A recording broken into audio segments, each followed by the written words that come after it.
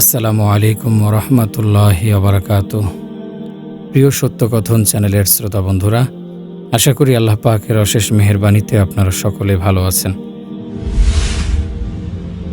মদিনায় ইবনুস সাইয়াদ নামে একটি ছেলে জন্মলাভ করে। তার দৈহিক অবয়ব হাদিসে বর্ণিত দাজ্জালের অবয়বের সঙ্গে মিলে যায়। সে দাজ্জাল কিনা রাসূল এ বিষয়ে সন্দেহ করলেন। এজন্য পরীক্ষা করতে সাহাবীদের নিয়ে তাকে দেখতে যান।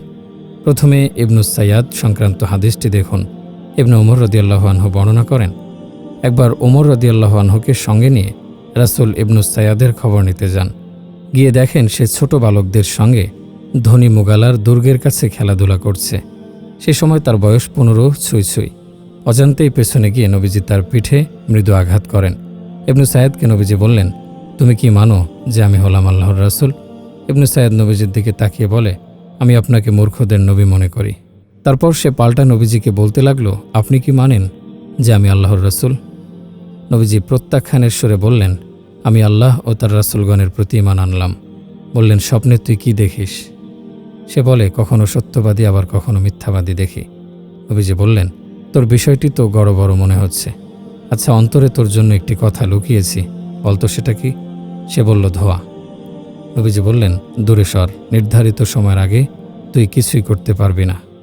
পরিস্থিতি দেখে ওমর রাদিয়াল্লাহু আনহু বললেন, হে আল্লাহর রাসূল, অনুমতি দেন, এক্ষুনি তার মাথা নামিয়ে দেই। নবীজি বললেন, সেই যদি প্রকৃত দাজ্জাল হয় তবে তোমার হাতে নয়, ঈসা ইবনে মারিয়ামের হাতে সে নিহত হবে। আর যদি দাজ্জাল না হয় তবে অনর্থক হত্যা করেই বা কী লাভ? ইবনুস সাইয়াদের হাদিসকে সামনে রেখে মোটা দাগের কিছু প্রশ্ন করতে চাই বাইজিদ খান পন্নীকে। প্রথমত, রাসূল এটা নিশ্চিত ছিলেন যে দাজ্জাল কোনো সভ্যতার নাম নয়, বরং সে মানুষের মতো প্রাণবিশিষ্ট হবে। এ কারণে ইবনুস সাইয়াদের সঙ্গে দাজ্জালের কিছু নিদর্শন মেলে যাওয়ায় রাসূলও পেরেশান হয়ে তার সম্পর্কে জানতে নিজের সাহাবীদের নিয়ে তার অলক্ষ্যে তার বাড়িতে গিয়ে উপস্থিত হয়েছেন। যদি রাসূলও জানতেন যে দাজ্জাল হবে একটি সভ্যতা, তাহলে তিনি পেরেশান হয়ে ইবনুস সাইয়াদের বাড়িতে যেতেন না। দ্বিতীয়ত, ওমর রাদিয়াল্লাহু আনহু ইবনুস সাইয়াদকে হত্যা করতে চেয়েছিলেন। রাসূলও তাকে এই বলে বারণ করেন যে যদি সে বাস্তবে দাজ্জাল হয় তাহলে তুমি তাকে হত্যা করতে পারবে না, কেননা দাজ্জালকে হত্যা করবেন ঈসা আলাইহিস সালাম। আর যদি তুমি তাকে হত্যা করে ফেলো তাহলে সে দাজ্জাল নয়, তখন তুমি একজন নিরীহ মানুষকে হত্যা করলে। দাজ্জালকে যে ঈসা আলাইহিস সালাম হত্যা করবেন তা পূর্বে বিস্তারিত আলোচনা হয়েছে। ডেসক্রিপশনে আমরা সেই ভিডিও লিঙ্ক দিয়ে রাখব, তাইলে আপনারা সেখান থেকে দেখে নিতে পারবেন। তিনি বাবে লৌদ নামক জায়গায় দাজ্জালকে হত্যা করবেন। হাদিসে এটাও এসেছে যে তিনি দাজ্জালকে হত্যা করে তরবারিতে লেগে থাকা রক্ত তার সাথীদের দেখাবেন। বাইজিদ খান পন্নী ও তার প্রতিষ্ঠিত দল হিজবুত তাওহীদের কর্মী ভাইদের কাছে আমরা আদবের সঙ্গে জানতে চাই, ইহুদি খ্রিস্টান সভ্যতা যদি বাস্তবে দাজ্জাল হয়ে থাকে তাহলে ঈসা আলাইহিস সালাম সেটাকে বাবে লৌদে হত্যা করবেন কিভাবে? আবার হত্যা করে রক্তও দেখাবেন। কোনো সভ্যতাকে কি তরবারি দ্বারা হত্যা করা যায়? সভ্যতার কি রক্ত থাকে? রাসূল ওমর রাদিয়াল্লাহু আনহুকে একেবারে পরিষ্কার ভাষায় বলেন, ইবনুস সাইয়ান প্রকৃত দাজ্জাল হলে তুমি তাকে হত্যা করতে পারবে না। এর দ্বারা বোঝা গেল দাজ্জাল কোনো সভ্যতার নাম নয়, বরং রক্তে মাংসে গড়া শরীর থাকবে তার। এরপরও যদি আপনারা বলেন ইহুদি খ্রিস্টান সভ্যতাই দাজ্জাল, তাহলে আপনাদের জন্য হিদায়াতের দোয়া করা ছাড়া আর কী বা করার আছে আমাদের? ছোটবেলায় অন্ধের হাতি দেখার গল্প পড়েছিলাম। কয়েকজন অন্ধ মিলে হাতি দেখতে গেল। ফেরার পথে একজন অপরজনকে জিজ্ঞেস করে, হাতি দেখতে কেমন? একজন তখন একভাবে বর্ণনা করে। যে হাতির কানে হাত দিয়েছিল সে বলে হাতি দেখতে কুলার মতো। যে হাতির সুরে হাত দিয়েছে সে বলে হয়নি, হাতি দেখতে বড় দাঁতের মতো।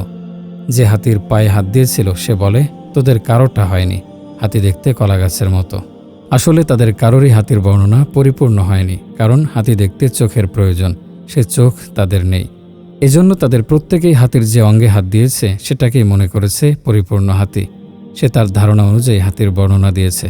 বাইজিদ খান পন্নীর অবস্থা হয়েছে এমন। দাজ্জাল বিষয়ে হাদিসের ব্যাখ্যা করতে গিয়ে তিনি অন্ধের হাতি দেখার মতো করে হাদিসের অপব্যাখ্যা করেছেন। একটি দীর্ঘ হাদিসের এক পেজ বাদ দিয়ে যে অংশ তার পক্ষে ব্যাখ্যা করা সম্ভব হয়েছে সেটার ব্যাখ্যা করে চলে গেছেন। এছাড়া তার ব্যাখ্যা এমন যা অতীতের মুহাদ্দিসগণ করা তো দূরের কথা, বাস্তবতার সাথে সেগুলোর কোনো মিল নেই। মোট 17টি হাদিস নম্বর দিয়ে তিনি উল্লেখ করেছেন। আসলে 17টি হাদিস নয়, নাওয়াস ইবনু সামাআন রাদিয়াল্লাহু আনহু এর সূত্রে বর্ণিত হাদিসের এক টুকরোকে তিনি আলাদা আলাদা হাদিস বানিয়ে সেগুলো নিজের মতো ব্যাখ্যা দাঁড় করানোর কসরত করেছেন। তার প্রশ্ন পড়লে যে কোনো পাঠকের কাছে কথা পরিষ্কার হবে যে হাদিস সম্পর্কে তার মোটেও পড়াশোনা নেই। বহু জায়গায় তিনি সনদ বিচার বিশ্লেষণের প্রয়োজন অনুভব করেননি। আসলে এই যোগ্যতাই তার নেই। তার এই ধরনের হাস্যকর একটি বাস্তবতা দেখুন। 3 নম্বর হাদিসের পর্যালোচনায় তিনি দাজ্জালের বাহনের দূরত্ব আলোচনা করতে গিয়ে লেখেন, এ প্রসঙ্গে আমি একটি হাদিস পেশ করতে চাই। এই হাদিসটি আমি ছাত্রজীবনে ভারতের মধ্যপ্রদেশের একজন বড় আলিমের কাছে শুনেছিলাম। তখন ওটার উৎস লিখে রাখিনি এবং এখন আর কোথাও খুঁজে পাচ্ছি না। হাদিসটি হলো, আল্লাহর রাসূল বলেন, দাজ্জালের ঘোড়া বা গাধার বাহনের এক পা পৃথিবীর পূর্ব প্রান্তে, অন্য পা পশ্চিম প্রান্তে হবে। এই হাদিসটি আমি সহিহ বলে বিশ্বাস করি। দেখুন, দাজ্জাল সম্পর্কে রাসূলের এত সহিহ হাদিস থাকতে তিনি এমন হাদিস দ্বারা দলিল পেশ করলেন যে হাদিস তিনি কোথাকার কোন আলিমের মুখে শুনেছেন কিন্তু খুঁজে পাচ্ছেন না। অথচ দাজ্জাল সম্পর্কে রাসূলের বর্ণিত হাদিসগুলো আমরা পূর্বে পড়ে এসেছি। সেগুলোতে এ ধরনের আজগুবি কোনো কেচ্ছা নেই। এতগুলো সহিহ হাদিস বাদ দিয়ে তিনি কেন এমন আজগুবি হাদিসের দলিল দিলেন আল্লাহ মালুম। তিনি হাদিসটি খুঁজে পাচ্ছেন না, তারপরও সহিহ বলে বিশ্বাস করেন। কেমন হাস্যকর উদ্ভট কথা। হাদিস নিয়ে তার আরেকটাও কাণ্ড দেখুন। তিনি 4 নম্বর হাদিসের আলোচনায় লেখেন, আল্লাহর রাসূল বলেছেন, দাজ্জালের গতি হবে অতি দ্রুত। সে বায়ুতাড়িত মেঘের মতো আকাশ দিয়ে উড়ে চলবে। নওয়াস ইবনু সামান থেকে মুসলিম তিরমিজি। এ হাদিসের বেশি ব্যাখ্যার প্রয়োজন পড়ে না। দাজ্জাল অর্থাৎ বাইজিদ খান পন্নী হাদিসের মূল ইবারত তথা বক্তব্য উল্লেখ করেননি, কিন্তু অনুবাদ করতে গিয়ে তিনি জালিয়াতি করেছেন। সূক্ষ্মভাবে একটি শব্দ যোগ করে দিয়েছেন। নওয়াস ইবনু সামান রাদিয়াল্লাহু আনহু-এর হাদিসটি হলো দীর্ঘ। সে হাদিসের একটি অংশ হলো, হাদিসের বর্ণনাকারী বলেন, আমরা জিজ্ঞেস করি, আল্লাহর রাসূল, পৃথিবীতে সে কত দ্রুত গতিতে চলবে? রাসূল বললেন, বায়ুচালিত মেঘের মতো। দেখুন, পন্নী কত সূক্ষ্মভাবে হাদিস পরিবর্তন করে দিলেন। তিনি লিখেছেন সে বায়ুতাড়িত মেঘের মতো আকাশ দিয়ে উড়ে চলবে, অথচ হাদিসে পরিষ্কারভাবে জমিনের কথা রয়েছে। তিনি সেটাকে বিকৃত করে আকাশ বানিয়ে ফেলেছেন। আল্লাহ এমন জালিয়াতি ও হাদিস চুরি থেকে আমাদের রক্ষা করুন। এবার হাদিসের পরের অংশ একটু দেখুন, তাহলে বুঝতে পারবেন। রাসূল পরে বলেন, দাজ্জাল কোনো একটি গোত্রের কাছে এসে সে তার দলে তাদের ডাকবে। তারা তার ডাকে সাড়া দিয়ে তার ওপর ঈমান আনবে। এরপর সে আসমানকে বৃষ্টি বর্ষণের নির্দেশ দেবে, তার নির্দেশ অনুযায়ী বৃষ্টি হবে। এরপর সে জমিনকে ফসল উৎপাদনের নির্দেশ দেবে, জমিন তার নির্দেশ অনুযায়ী ফসল উৎপাদন করবে। তারপর বিকেলে তাদের পশুগুলো উঁচু কুজ, মাংসল নিতম্ব ও দুধেল জন নিয়ে বাড়ি ফিরবে। এরপর সে আরেকটি গোত্রের কাছে এসে তার দলে তাদের ডাকবে। তারা তার দলে যোগ দেবে না, ফলে সে তাদের কাছ থেকে চলে যাবে। পরদিন সকালে তারা নিজেদের নিঃস্ব অবস্থায় পাবে এবং তাদের হাতে কিছুই থাকবে না। তারপর সে একটি নির্জন পতিতে গিয়ে বলবে, তোর ভেতরের ভাণ্ডার বের করে দে। সে জায়গার ভাণ্ডার তার অনুসরণ করবে, যেভাবে মৌমাছিরা রানী মৌমাছির অনুসরণ করে। এরপর সে তাগড়া এক যুবককে তার দিকে ডাকবে, তাকে তরবারি দ্বারা দ্বিখণ্ডিত করবে, আর তার দেহের প্রতিটি টুকরো 2 ধনুক ব্যবধানে গিয়ে পড়বে। এই হলো বাইজিদ খান পন্নীর অবস্থা। দাজ্জাল মেঘের মতো দ্রুত গতিতে পৃথিবীতে কি করবে? রাসূলও সেটার বিবরণ হাদিসে পরিষ্কার করে বলে দিয়েছেন। কিন্তু পন্নী হাদিসের আগের অংশ দেখলেন, পরের অংশ কিভাবে তার চোখ এড়িয়ে গেল সেটা আমাদের বোধগম্য নয়। পন্নীর কাছে আমাদের প্রশ্ন, প্লেন কি কখনো কোনো সম্প্রদায়কে তার আদর্শের দিকে আহ্বান করতে পারে? প্লেনের আদেশে কি কখনো বৃষ্টি হবে? প্লেনের নির্দেশে কি কখনো ফসল উৎপাদন হবে? প্লেনের নির্দেশে কি কখনো জমিন তার সম্পদ বের করে দেবে? প্লেন কি কখনো কোনো যুবককে হত্যা করে জীবিত করতে পারবে? প্লেনের কি কথা বলার যোগ্যতা আছে? এসব প্রশ্নের উত্তর কিয়ামত পর্যন্ত পন্নীর পক্ষে দেওয়া সম্ভব নয়। এখানে আরেকটা প্রশ্ন করতে চাই, প্লেন তো একটি বাহন। প্লেন আবিষ্কার করেছে 2 সহোদর।